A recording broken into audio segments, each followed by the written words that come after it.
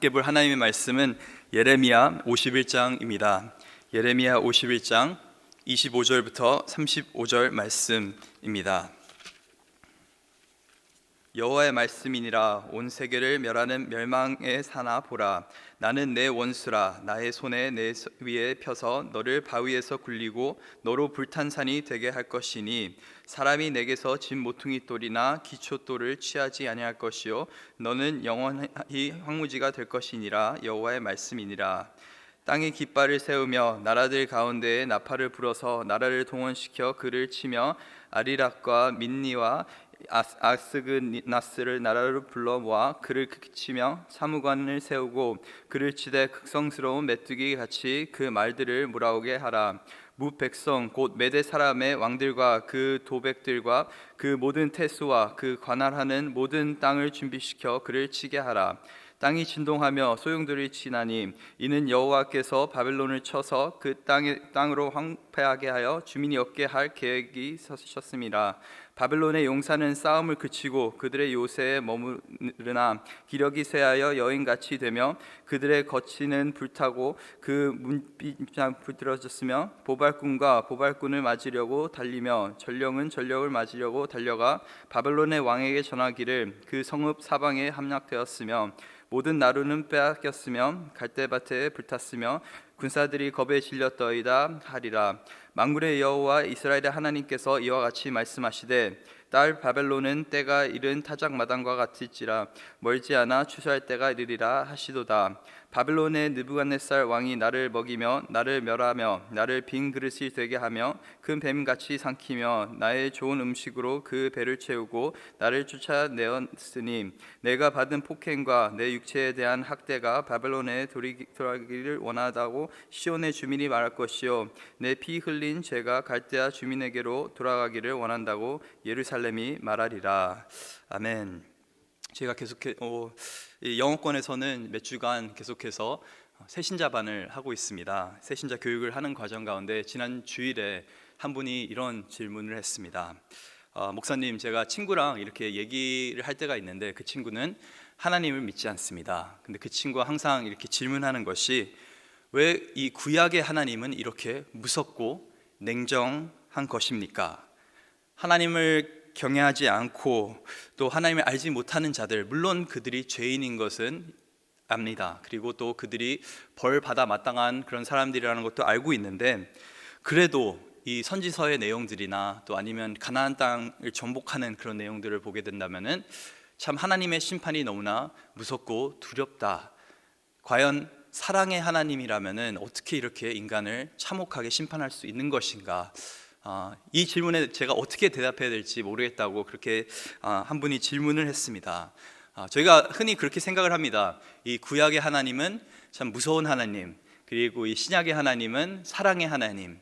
근데 과연 어떻게 이 사랑의 하나님이 사람을 영원한 지옥에 넣으실 수가 있나? 라는 그런 질문들을 저희가 한 번쯤은 해봤거나 아니면 그런 질문들을 한 번쯤은 받아봤을 거라 믿습니다.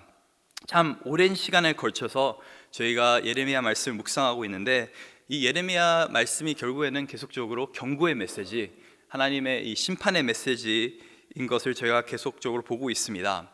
유다를 향한 하나님의 경고와 심판의 메시지, 또 열방을 향한 하나님의 경고와 심판의 메시지. 물론 이 유다 백성도 그렇고 열방의 나라들도 그렇고 하나님께 심판받을 만한 그런 가증스러운 일들을 했던 그런 나라들이고 사람들이었습니다. 그리고 그 가운데서 하나님께서 얼마나 인내하고 계시는지 또 예레미야 선지자를 통해서 계속적으로 경고의 메시지를 보내시면서 결국에 이 사람들이 회개하기를 원한다는 것을 저희가 너무나 잘 알고 있습니다. 그럼에도 불구하고 참 저희가 이런 심판의 메시지를 읽을 때 마냥 마음이 편하지는 않습니다. 마냥 저희가 즐겁게만 이 말씀을 읽고 있지는 않습니다. 어떤 때는 하나님께서 이렇게까지 하셔야 되나? 라는 질문을 저희가 던져볼 때도 있습니다. 오늘 본문의 내용이 약간 그렇습니다. 물론 바벨론이란 나라가 참 무시무시했던 나라죠. 어떻게 보면 참 여러 열방의 나라들을 무시했고 또 열방의 나라들에게 있어서는 약간 깡패와 같은 그런 나라였습니다. 정말 잔인하고 또 무법하고 그랬던 사람들이 바로 이 바벨론 이런 나라였는데, 오늘 본문 25절에 보니까 이렇게 나와 있습니다. 여호와의 말씀이니라. 온 세계를 멸하는 멸망의 사나 보라. 나는 내 원수라. 나의 손을 내 위에 펴서 너를 바위에서 굴리고 너로 불탄 산이 되게 할 것이니. 여기서 하나님께서 이 바벨론을 일컬어 멸망의 산이라고 이제 말씀하고 계십니다. 마치 이 불에 타고 있는 화산과 같다라는 그런 표현인데, 바벨론은 하나님 손에 쓰임을 받았던 그런 나라였습니다. 멸망의 산과 같이, 불타는 화산과 같이 어떻게 보면 주의 여러 나라들을 완전히 쓸어버리는 그런 역할을 했던 그런 나라였습니다. 그런데 이 멸망의 산, 열방을 멸망시키는 이 산이 지금 하나님께서 뭐라고 말씀하고 계시냐면, 너가 불타는 산과 같이 될 것이다. 아무것도 남아있지 않는, 멸망시키는 산이 아니라 멸망당한 산이 너가 될 것이다 라고 하나님께서 말씀하고 계시는 것입니다. 이전에는 너희가 다른 열방을 심판했지만은 이제는 너희가 심판을 받을 것이다 라고 오늘 본문에서 말씀하고 계시는 것입니다. 또 25절에 보니까 나의 원수다 라는 표현을 하나님께서 쓰고 계십니다. 그전에는 내가 사용했던 그런 도구였는데 너희는 이제는 나의 원수다 라고 하나님께서 말씀하고 계시는 것입니다. 이 하나님의 심판이 얼마나 무섭냐면은 오늘 본문 26절에 보니까 사람이 내게서 집 모퉁이 돌이나 기초돌을 취하지 아니할 것이요 너는 영원히 황무지가 될 것이니라. 여호와의 말씀이니라. 저희가 잘 알듯이 집을 지을 때 가장 중요한 것이 바로 이 기초 공사입니다. 파운데이션, 기반을 다지는 것이 굉장히 중요합니다. 그래서 집 벽이 무너지거나 지붕이 조금 파손됐다 하면은 저희가 수리를 할 수 있는데, 기반이 무너진 곳에, 기반이 닦여져 있지 않는 곳에 집을 세우는 것은 어떻게 보면 불가능하다는 것이죠. 오늘 본문에서 말하는 사람이 내게서 집 모퉁이 돌이나 기초돌을 취하지 아니할 것이다 라고 하는 것은 그 모퉁이 돌이나 기초돌마저도 완전히 부서질 것이다 라는 그런 말입니다.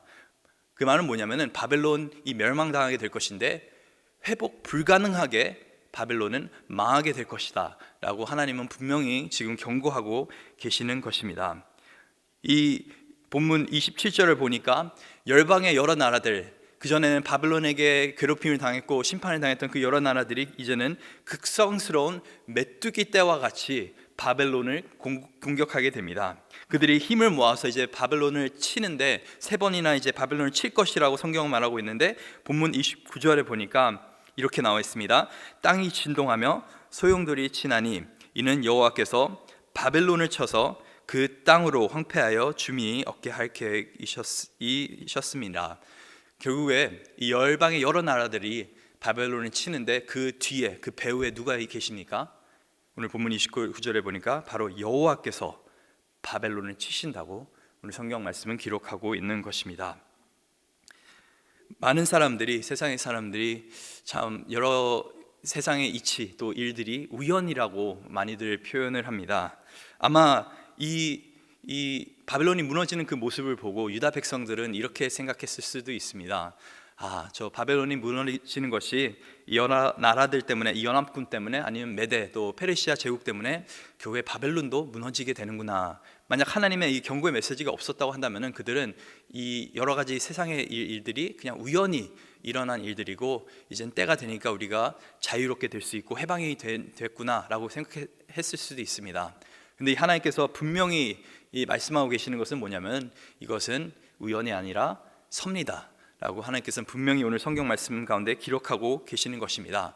이게 그냥 어떤 더 강한 나라가 일어나서 바벨론이 망한 것이 아니라 하나님의 주권 아래 열방이 있다는 것을 계속적으로 하나님께서는 이 열방을 향한 이 경고의 메시지를 통해서 말씀하고 계시는 것입니다. 우연이라는 것은 믿는 자에게는 없습니다. 믿는 자에게는 하나님의 섭리만이 있는 줄 믿습니다. 세상 사람들은 빅뱅 티어리를 믿습니다. 빅뱅이 뭡니까? 아무것도 없었던 가운데서 정말 우연하게 뭔가가 나타났다라는 것이 빅뱅 아닙니까? 모든 시작이 우연이었다고 사람들은 믿습니다. 그리고 우연하게 사람들이 진화했다고 믿습니다. 사람의 인연 또한 많은 사람들이 우연이라고 말을 합니다. 정말 우연하게 배우자를 만나고 아니면 친구를 만났다고, 또 우리가 참 럭키하다라는 그런 말도 하는데, 정말 생각지 못한 일들 우리가 당하게 되면은 그게 좋은 일이든지 나쁜 일이든지 저희가 참 우연이다 라고 말하는데, 믿는 자에게는 우연이라는 건 없고 하나님의 섭리만 있는 줄 믿습니다. 이것이 왜 중요하냐면은 만약에 우연이 없다고 한다면은 모든 것이 하나님 섭리 가운데 일어난다고 한다면 우리는 철저하게 하나님만 경외하고 예배하면 되는 것입니다. 우리는 철저하게 하나님만 두려워하면서 살 수 있기 때문에 다른 열방을 두려워할 필요가 없는 것입니다. 만약에 열방에 의해서 이 인류 역사가 쓰여지고 있다 한다면은 강한 나라, 강한 사람들을 두려워해야겠죠. 하지만은 하나님에 의해서 세계의 역사가 쓰여지고 있다 한다면은 우리는 땅에 소망을 품는 것이 아니라 하늘의 소망을 품고 살 수 있는 것입니다. 사람들을 두려워하며 사는 것이 아니라 철저하게 하나님을 두려워하며 살 수 있는 것입니다. 그래서 바벨론이 무너지는 이 모습, 그리고 이 사전에 예레미야 선지자를 통해서 하나님께서 이 경고 메시지를 보낸 것을 저희가 조합해 봤을 때 저희가 결론을 내리는 것은 이 모든 것은 하나님의 주권 아래, 하나님의 섭리 안에 이루어지고 있다는 것입니다. 본문 31절에 보니까 이 끊임없는 이 패배의 소식이 계속적으로 바벨론의 왕 느부갓네살 왕에게 오게 됩니다. 32절에 보니까 모든 나루는 빼앗겼으며 갈대밭에 불탔으며 군사들이 겁에 질렸더이다 하리라. 이 나루라고 하는 것은, 강나루라 하는 것은 쉽게 피할 수 있는 것입니다. 적이 왔을 때 뭐 뗏목을 만들거나 그래서 쉽게 도망칠 수 있는 것이고, 갈대밭 같은 것은 숨기 좋은 것입니다. 근데 이런 나루도 없고 빼앗기고 갈대밭도 불탔다고 하는 것은 피할 길도, 이 숨을 길도 없다는 것입니다. 그 정도로 하나님께서는 철저하게 지금 바벨론을 심판하실 거다라고 그렇게 말씀하십니다. 하나님의 섭리 안에 바벨론은 무너지게 되고, 그와 반대로 하나님의 섭리 안에 이 유다 백성, 이스라엘 백성은 결국에 구원을 받게 됩니다. 오늘 34절부터, 본문 34절부터 등장하는 것이 바로 이 예루살렘 주민들, 시온성 주민들의 호소가 등장하고 있습니다. 본문 34절과 35절 함께 보도록 하겠습니다. 바벨론의 느부갓네살 왕이 나를 먹이며 나를 멸하며 나를 빈 그릇이 되게 하며 큰 뱀같이 나를 삼키며 나의 좋은 음식으로 그 배를 채우고 나를 쫓아내었으니 내가 받은 폭행과 내 육체에 대한 학대가 바벨론에게 돌아가기를 원한다고 시온 주민이 말할 것이요 내 피 흘린 죄가 갈대아 주민에게로 돌아가기를 원한다고 예루살렘이 말하리라. 어떻게 적나라하게 지금 시온 성에 있는 예루살렘 성에 있는 백성들이 바벨론을 지금 고발하고 있는 것이죠. 이들이 얼마나 악했는지, 얼마나 폭력적이었는지 너무나 적나라하게 지금 드러내고 있습니다. 너는 내 밥이다. 나를 먹었으며 나를 멸했으며 나를 마치 빈 그릇처럼 아무것도 남김없이 다 가져갔다는 것이죠. 그리고 큰 뱀과 같이 이 바벨론이 나를 삼켰다라고 말하는 것은 영어 성경에 보면 이 뱀이 monster라는 표현으로 되어 있습니다.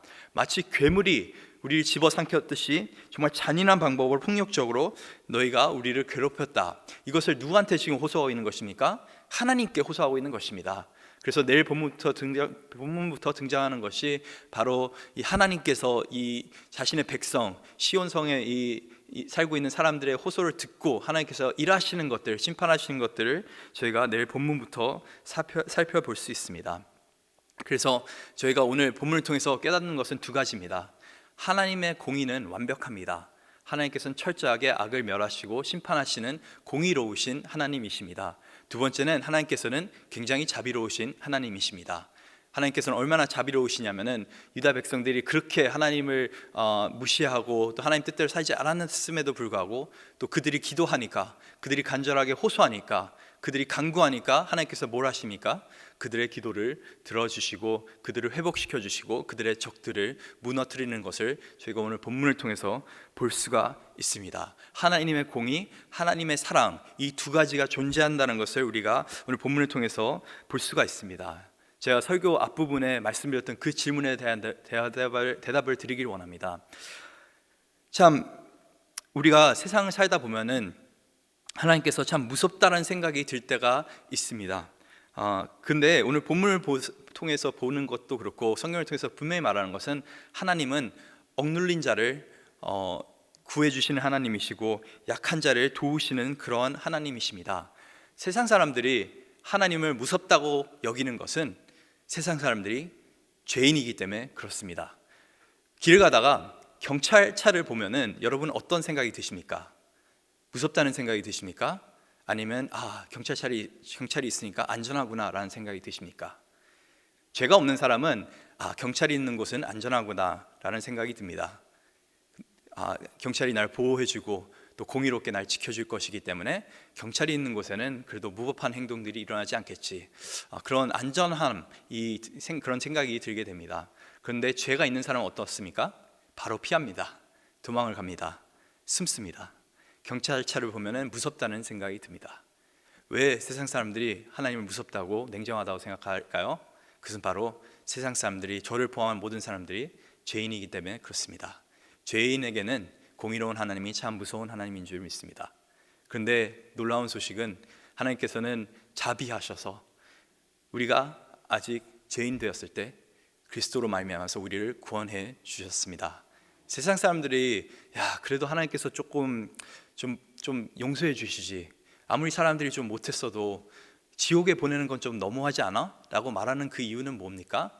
결국에는 조금 죄를 지었어도, 좀 못나게 살았어도 하나님께서 좀 대충 어느 정도 이해해 주시고 용서해 주시고 좀 축복해 주시면 되지 않나 라고, 어떻게 보면 하나님의 자비를 갈구하는 그런 발언을 하고 있는 것입니다. 근데 그게 사실 복음 아닙니까? 복음이라는 것이 정말 용서받을 자격 없는 자들이 용서를 받는 것이, 하나님 나라에 들어갈 자격이 없는 자들이 하나님 나라에 들어가는 것이 바로 복음 아닙니까? 세상 사람들이 구약의 이 말씀을 보면서 그래도 하나님께서 좀 용서해 주셨으면 좋겠다, 이렇게까지는 심판하지 않으셨으면 좋겠다라고 그런 생각이 든다는 것은 어떻게 보면 그들 안에 복음에 대한 갈망함이 있다는 것입니다. 내가 죄인이라는 것을 그들은 뼈저리 느끼고 있는 것입니다. 그렇기 때문에 하나님이 두렵고 무서운 것입니다. 그렇지만 이들이 모르고 있는 것은 하나님께서 독생자 예수 그리스도를 보내주셔서 우리가 받을 그 심판, 우리가 받을 어떤 형벌을 다 이미 십자가에서 받으셨기 때문에 우리가 그리스도만 믿는다고 한다면은 하나님의 공의가 아닌 하나님의 사랑 안에서 우리가 회복되고 또 새로운 삶을 살 수 있다는 것을, 그 복음의 메시지를 그들은 듣지 못했기 때문에 하나님을 두려워하는 것입니다. 그래서 오늘 하루도 우리가 하나님을 두려워하지 않고 하나님 안에서 우리 안전하게 살 수 있기를 원합니다. 복음의 메시지에 대한 그 확신을 가지고 또 이 메시지를 다른 사람들에게 전하면서 살 수 있는 저와 여러분 될 수 있기를 원합니다. 무서운 하나님이 아닌, 냉정한 하나님이 아닌 완전히 공의로우신, 하지만 한없이 자비로우신 하나님을 오늘 하루도 예배하면서 증거하면서 살 수 있는 저와 여러분 될 수 있기를 간절히 소원합니다.